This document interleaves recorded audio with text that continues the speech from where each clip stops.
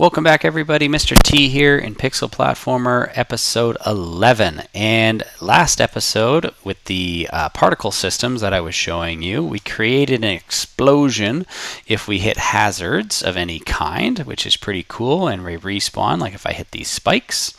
But what I'd actually challenged you at the end was some type of particle system to celebrate finishing your level, and that can be anything you wanted it to be. So for me, I did design a really simple particle system and then did a quick almost there. Whew. All right, and then when I get up here, there is a box collider that is set to trigger, and it will check the tag of my player, which is player we can see right here. And when I hit that, it triggers off the fireworks. Also, you're going to notice that I am controlling my camera at the edge of my level now, and you might be wondering, how did I do that? So what I did there was really simple. I took my, I added an empty game object and called it world boundary. On that game object, I added the component, a polygon collider, set it to trigger, and then I created a box collider, or the polygon, all around my level. And this is what confines my virtual camera. So on the virtual camera, after I finished that, I went down and I added an extension called the Cinemachine Confiner 2D, and then just drag and drop my world boundary right onto there, and I can control the damping too if it slows down when it meets those edges. But that was allowing me to not see this edge right here. If I turn it back on, it locks the camera so it can't go any further to the left. And so that's what we did last time. Just to show you where that trigger is, I can show you. It's up here. Here's the little box collider, and I set it to trigger, and here's my wind level script. Super easy. All I have is a public particle system that I referenced after I created it. On trigger, enter, it checks what I collided with is the tag player, which is on my player, and then plays the particle system. All right, let's get into the main menu UI. So let's go into our scenes folder here. I'm going to right click, and we're going to create a new scene, and we're going to call this scene main menu. And all we're going to be creating here is a title screen with a few buttons to allow us to load our first level and our only level in this game. So all we have in this scene is the camera, and on the camera you can, if you want, set your background to whatever you like. So switch from skybox to solid color, and then you can pick any color you want to have in your background of this.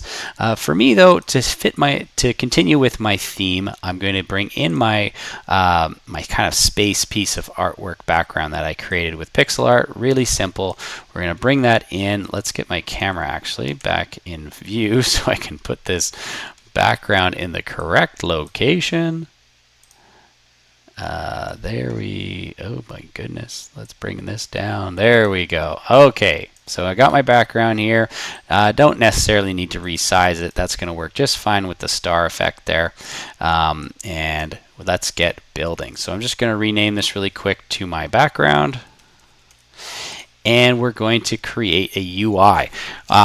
Before we do the user interface, what you're going to need to add is TextMesh Pro. It is not default. So to do that, you're going to go to your Window Package Manager, and under Package Manager, Unity Registry, you're going to scroll down till you'll find TextMesh Pro and install it. Once you have that installed, let's go back over here and right click on my hierarchy, and I'm going to create a new UI element, and we're going to create a canvas. This is the canvas, just like art, we're going to be drawing all of our UI on. So I'm going to call this menu UI. Okay, click that, move over here, and we can see it, but there's nothing on it yet. So I'm going to right click on there, and let's add our first piece of text. So we're going to go down to UI, TextMesh Pro text, and we're going to call this the title text. Okay, and I'm going to come up with a really creative game. I'm going to call this Jump Bot Jump. Not very exciting, I know, but I'm going to keep it really simple for this video. I'm going to move this up. I'm going to go over here to my anchors, and there's a quick way to make this nice and wide to cover the whole screen by holding Alt, and I can stretch that across. Snapped it down to the middle again. That's okay. I'll just bring it back up. We're going to make this wider, and let's go down to alignment here. We're going to center it horizontally, center it vertically, and now I'm going to bring in a new font. Now, the fonts right now are super lame. There's just these two. They are not exciting. And I went online and found a font that is very kind of a nice pixel theme to it. And we're going to bring it in. So in my artwork folder here, I'm going to right click, import new asset. It's in my downloads here, and in my downloads it's called joysticks. So I've downloaded it, extracted it. Let's bring that in. Right now this is not going to work though. TextMesh Pro, if I try and drag this, it's not going to let me add it in as a font. What we have to do with new fonts is we need to create a font asset using, if you go back to Window, TextMesh Pro, using its font asset creator. So we're going to click that.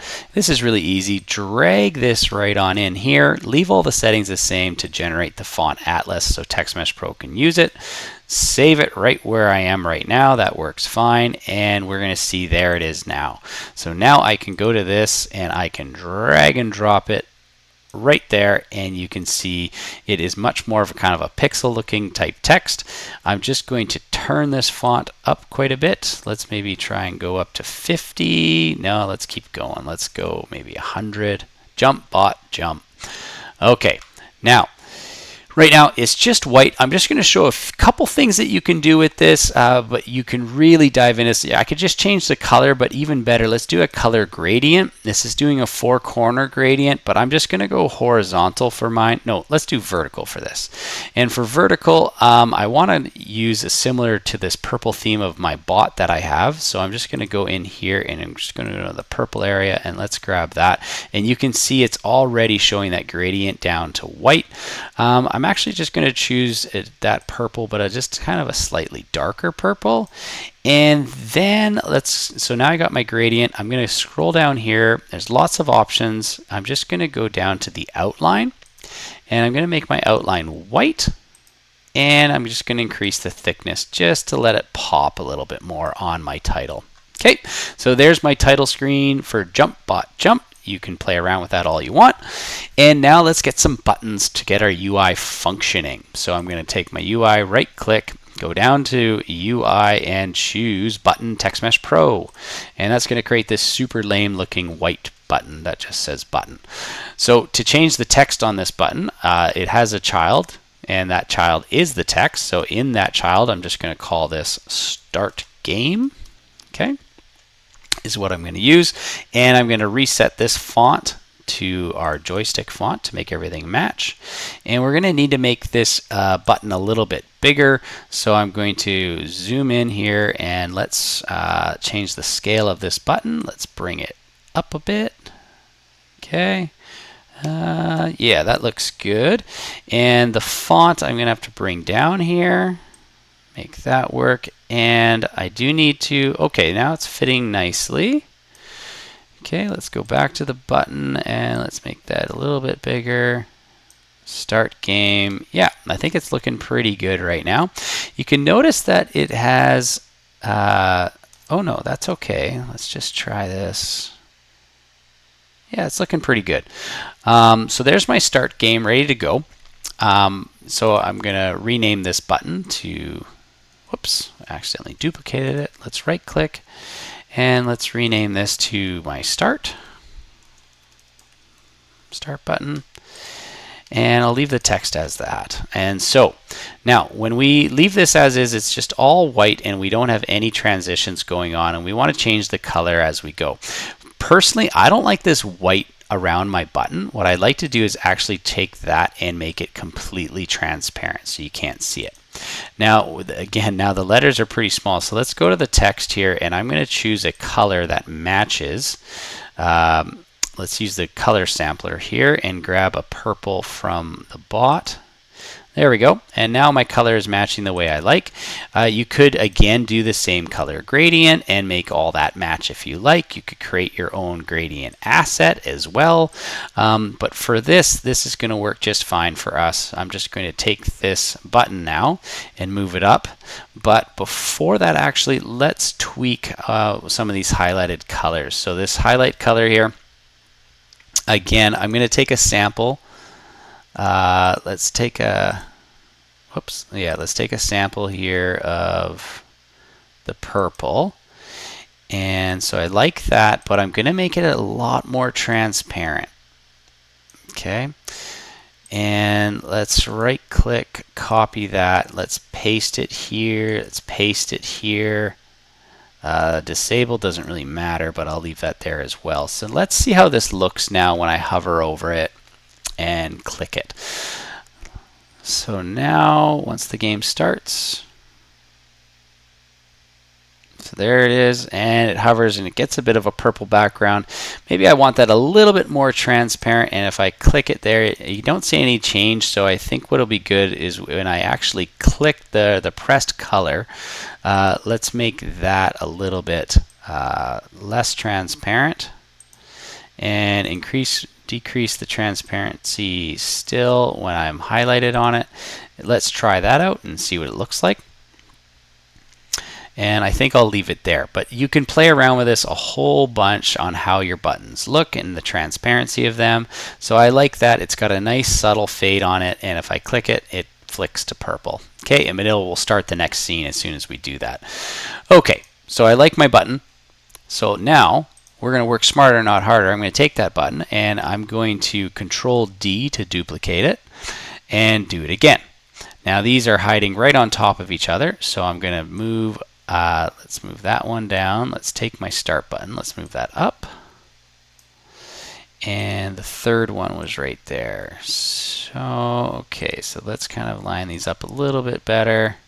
I'm just approximating this, but you can get it a lot more exact, your spacing, by looking at this Y value here. So feel free to play around with that to get it exactly how you like. For me, I'm pretty happy with that. I'm just going to go and change the text on these, and each of these buttons are going to be different. This button's going to be our options button, which are going to let us add some options later on in another video. And this one we will make functional. This is going to be our quit button. So that's going to quit the application. It's only going to take a couple lines of code to do this. And of course, we got to go in and change the text on each of these. So I'm going to call this just options. And under the quit, I'm going to go to that text, and we're going to call that quit.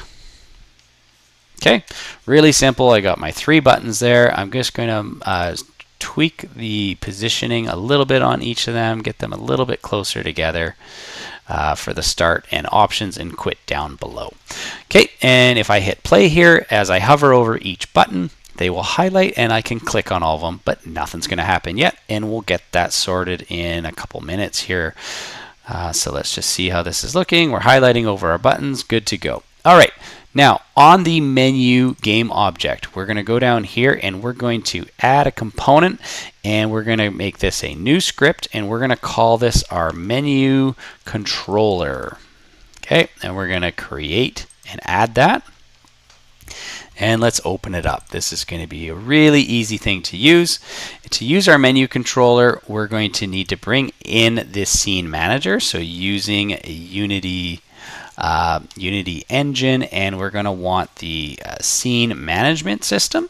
Then we're going to open up that library of classes.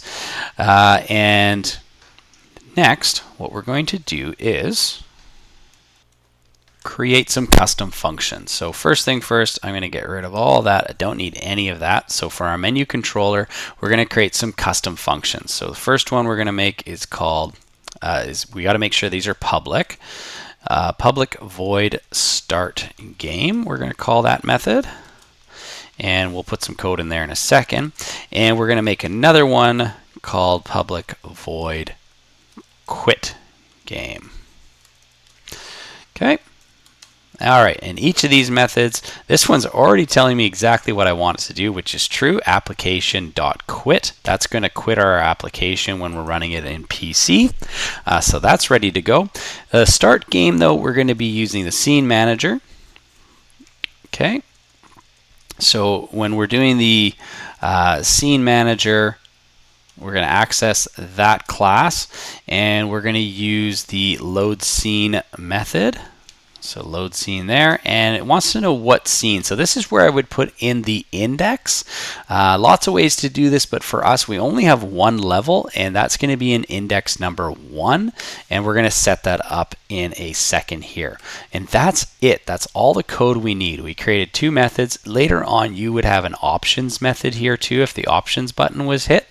But for now, that's going to work just fine. So I'll save that, and let's go back to Unity. And now in Unity, we're going to assign that. So now I have my menu controller code here, and now on the Start button, what I can do is down here we have on click, we need some type of an event. So we're going to add that. We're going to just drag on the menu UI, and so it's going to access now that script. Called menu controller here, and I scroll down and I can see start game. Good to go. We're still going to need to edit the indexes, but that button's ready. I'm not going to do anything with the options button, but the quit button, we're going to do the same thing.